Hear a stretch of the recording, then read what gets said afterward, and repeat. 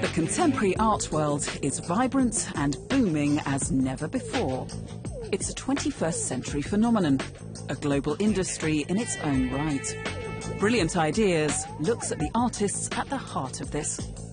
Artists with a unique power to astonish, challenge and shock. Push boundaries, ask new questions and see the world afresh. In this programme, Luke Jerram.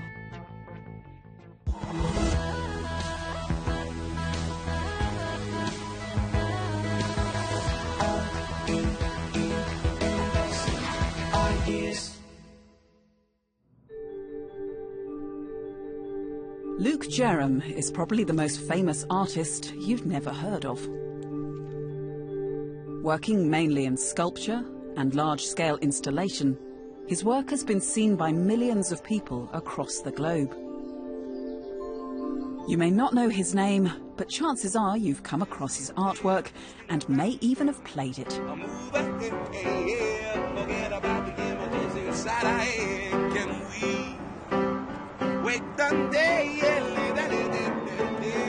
Some of the art projects I make are quite fun. They have a sort of playful element to them. But actually, within my practice as an artist, there's multiple narratives and different strands that have been developing over a number of years. So some of my art projects involve science and engineering and perception, and others involve sort of music and an interest in sound and a sort of playful public engagement aspect to them as well.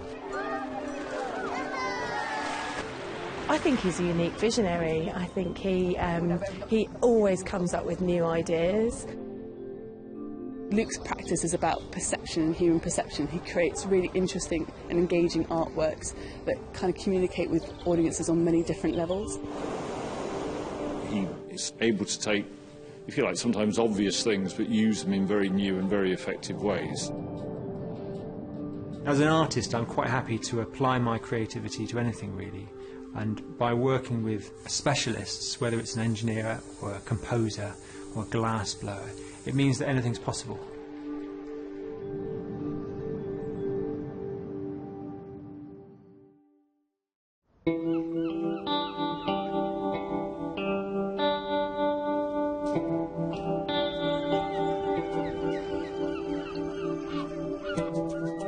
UK-based artist Luke Jerram is preparing to install Withdrawn, a new work which opens to the public in just a few weeks. You coming on?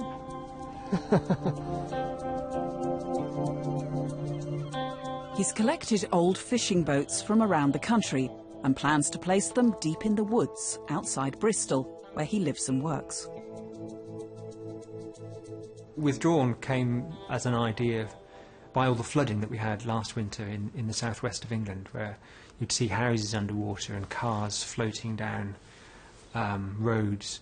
And I think with those sort of extreme weather events, you end up with this very sublime, almost poetic imagery. And it is awful, but at the same time, they're very strong, powerful images that come out of tsunamis or tidal surge. The imagery for a set of fishing boats abandoned or that would have been dumped perhaps in the middle of the woodland came from that kind of experience. The boats will act as a venue for all sorts of lectures and performances. One of my slight concerns is if people have heard about the project and they go to see the boats in the woods, there may be a percentage of the population who will go, but that's just some boats in the wood. So there's that sort of sense of self-doubt about it. I mean, we've got all these series of events on anyway, but it's at what point do you start making artwork for other people? What I try and do with all my artworks is try and have sort of different points of entry, so that a 4-year-old child will be able to appreciate and explore this installation in one way, but a marine biologist will think about it in another, and an art curator will think about it in another, so that there's enough there for everybody, really. I suppose that all the art projects I create are ideas driven, so they stem from a particular concept or a brief that I'm given. And ideas can come from anywhere, I think. You know, I'd be quite happy to create an artwork out of a set of ladders, you know. I think we're all innovative. We can all come up with ideas in the pub on a Friday night. The trick is being able to take those ideas and actually make them happen. The idea for Sky Orchestra came from visiting Tunisia, and I was staying in a small town on the edge of the desert called Duz, right in the south of Tunisia. And in the middle of the night, as I was laying in this sort of dark hotel room, a minaret started calling right on the edge of town, and a few minutes later another minaret started calling slightly closer. And after a while there were like 10 minarets calling from all different parts of the town right across the city. It was a very beautiful experience, and it just sort of lifted me into this space on the edge of sleep. And I came back to Bristol and I bumped into a hot air balloonist, and it sort of came to me, this idea that actually I could recreate that edge of sleep musical sculptural experience for the public by strapping speakers onto hot air balloons and playing music to affect people's sleep, and we would fly over cities to sort of inspire people's imaginations.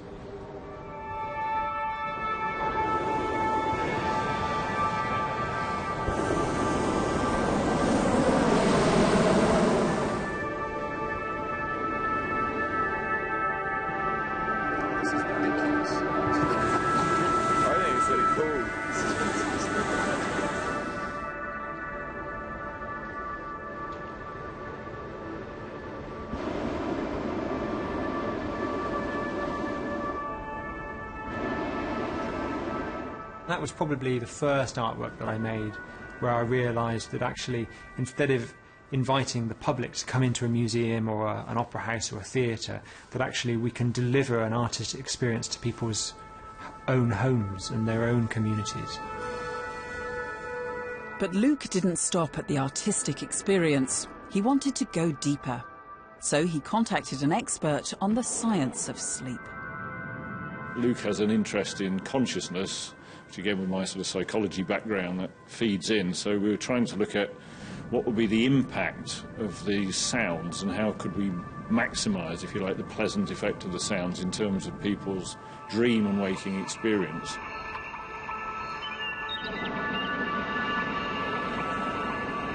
I think our lives are often very regulated now. We live in a high-tech society and we have all these gizmos, but somehow I think Luke often taps into a very fresh, new aspect, and you have to sort of stand back and say, well, I kind of know the components, but he's put them together and created something that's really different and new, and I think that's one of the best things about what he does.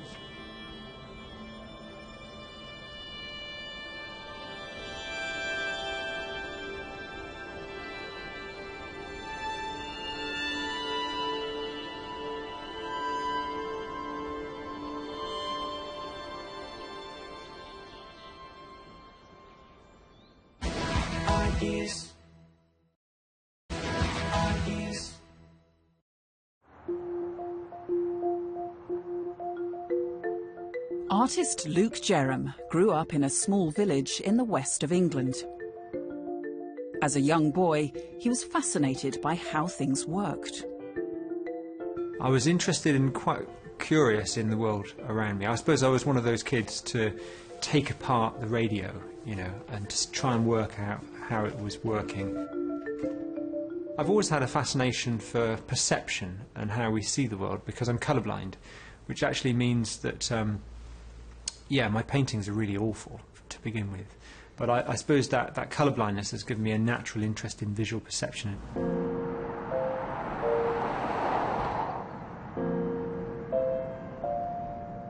Coming from a small village, there wasn't really much going on, really. And I remember going, probably during A-levels, when I was about 18, going to the Tate in Liverpool and seeing a Giacometti exhibition. And there was a little moment of sort of a spark that occurred that I was somehow fascinated. The sculptures that looked ordinary, sort of figurative sculptures from one angle, and then when you look at the artwork from the front, you realise that the sculpture is incredibly thin. These minute, sort of thin figures. So they were playing with perception, I suppose. But there was something there that sort of caught my imagination. Years later, Luke would apply that same fascination to a sculpture of his own. I made Maya through my concern for my daughter's upbringing, perhaps in this digital age that we're in. We all seem to be fused to our little gadgets, our mobile phones that we hold in front of us. So she's there holding and engrossed in her mobile phone, standing on the train station.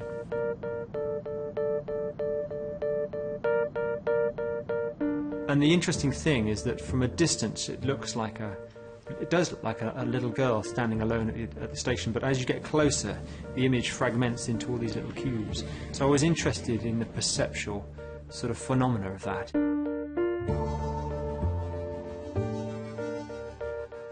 We actually scanned my daughter with an Xbox and took that 3D model and pixelated it, and then the entire artwork was made by waterjet cutting layers and layers of aluminium and sticking all those together. We then spent a month putting on little stickers, all the different squares. My wife came over and saw the artwork and said, well, you can't use that, and because I'm colourblind, I'd been putting on the odd green sticker, so I had to take off all the green stickers, and I got technicians to do the job properly. But the artwork is now in Bristol Temple Mead Station.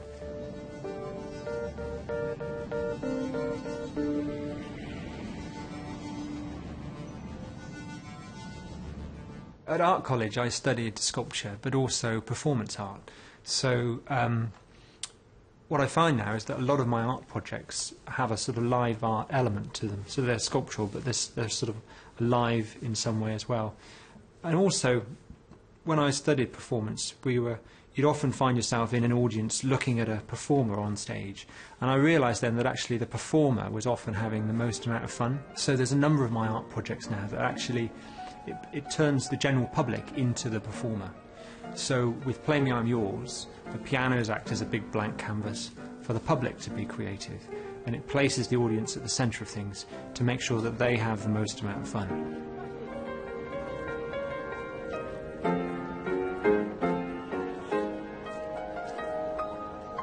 Play Me I'm Yours came from visiting a laundrette where I'd see the same people there every weekend, sort of washing their clothes, but no one was talking to one another.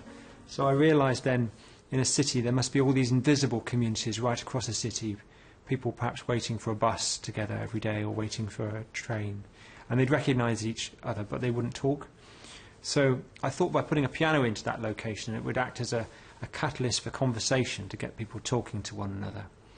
And in 2007 I installed 15 pianos across Birmingham as part of an art project.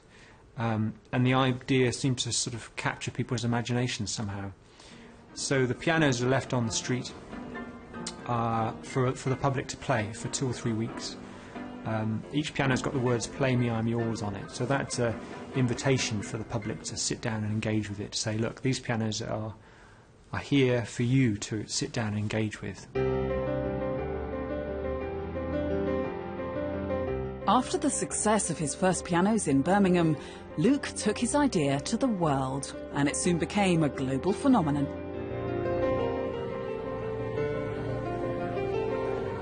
We've installed Play Me I'm Yours in London, in Los Angeles, New York, Toronto, Sydney and Paris and Geneva.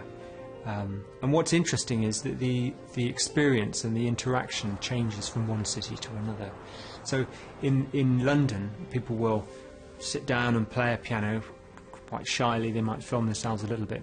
Whereas in New York, when we installed 60 pianos across the city, the public would turn up dressed like pop stars, and they would be introducing themselves into the camera, sort of pouting, you know, as though it was like a giant X Factor television competition that wanted to be discovered.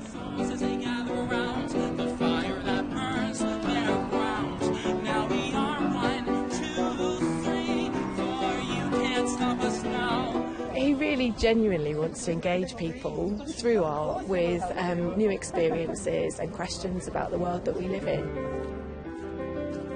I think often art is kind of seen as a bit sort of distant and a bit aloof and a bit separate from ordinary people, but something which actually engages and creates a conversation and makes you think again about the urban space you live in. I mean, for me, that's something to be applauded. By the end of this year, we'll have installed more than 1,500 pianos in about 50 cities right across the globe. More than 10 million people will have played the pianos over the time. And they've really kind of connected people. In Sao Paulo, we put a piano in a train station, and I came across a mother and a daughter, and it turns out the mother had worked as a cleaner for 4 years to be able to send her daughter to piano lessons on the other side of the city. But a piano in Sao Paulo costs about a year's wage, so after working as a cleaner for 4 years, she'd never actually heard or saw her daughter play the piano. And they came across this piano, and the daughter sat down and played beautiful music for her mother, who burst out into tears. You know, it was a really wonderful thing to witness. And with that art project, you know, we've reached so many thousands of people around the world, and it's really kind of connected and changed a lot of people's lives. So I'm quite proud of that.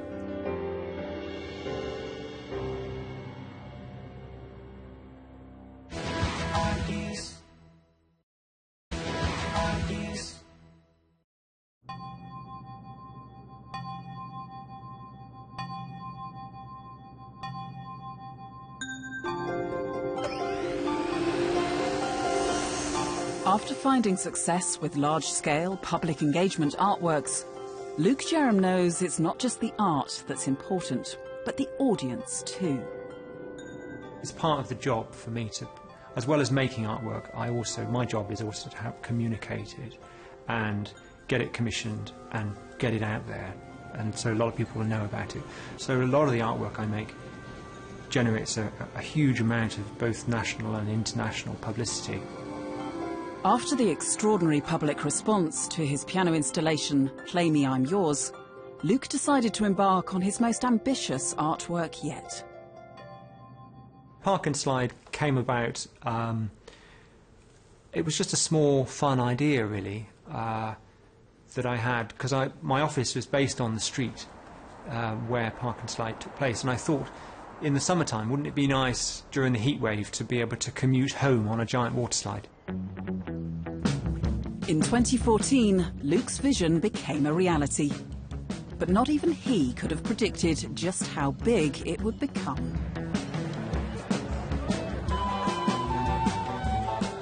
On the day, we ended up with 60,000 people turning up to watch the slide, but also hundreds of journalists, and it led to about 500 news articles that reached more than 1 billion people around the world.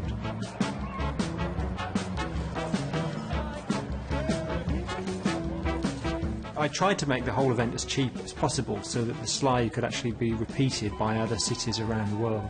So instead of, taking money from advertisers, we decided to raise the money through crowdfunding instead. And actually it worked really well as a way of kind of creating a sense of ownership. People felt like the slide belonged to them.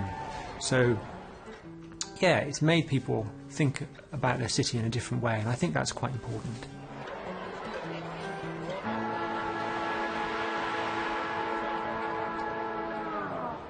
I think each artwork that I make sort of expresses a different side of my personality, I suppose. So some of the artworks I make are quite generous. It's a gift, to a community. Whereas others are perhaps an expression of my interest in science or visual perception.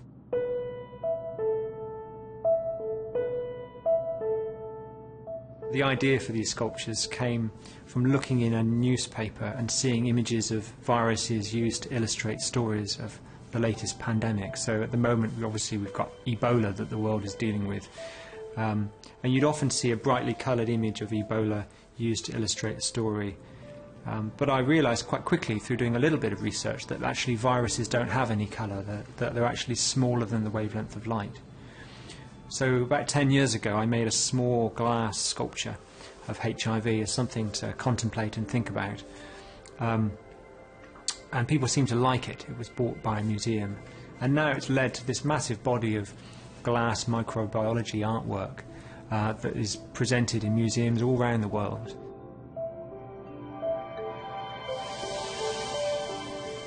What I'm doing is I'm just making accurate renditions of the virus. They're about 1 million times larger than the real thing. But it makes them incredibly beautiful. So you're attracted to them, but then when you realise that there's sculpture is actually representing HIV, for instance, you're kind of repelled by it. So that creates a tension, and I suppose I'm interested in that tension. The photographs of these glass sculptures actually have now become part of the vocabulary of virology, so they get used by scientists all the time, go on book covers and to go into medical journals. So it's a sort of, there's an unexpected outcome, I think, to lots of my art projects. And I think a good artwork will do that.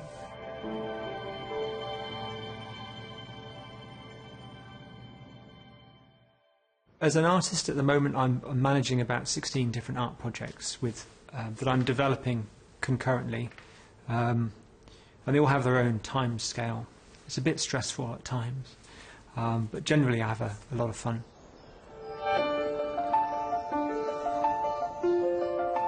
A lot of my art projects, they seem sort of disconnected, but there are sort of narratives that connect them.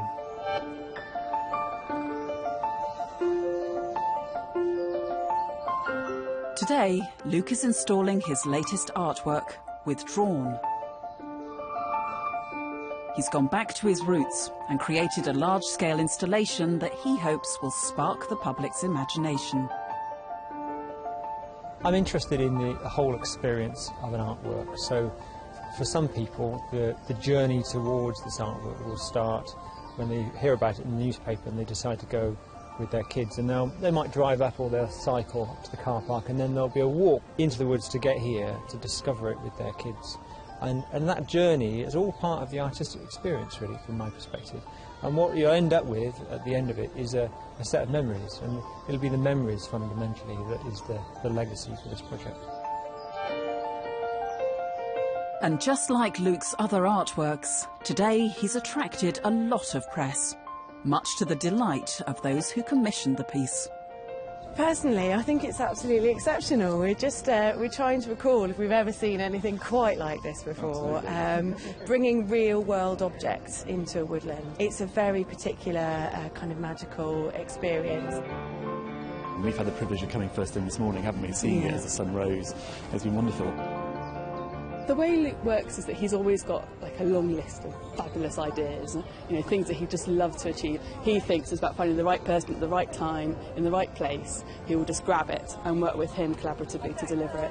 And that's exactly what happened with Withdrawn.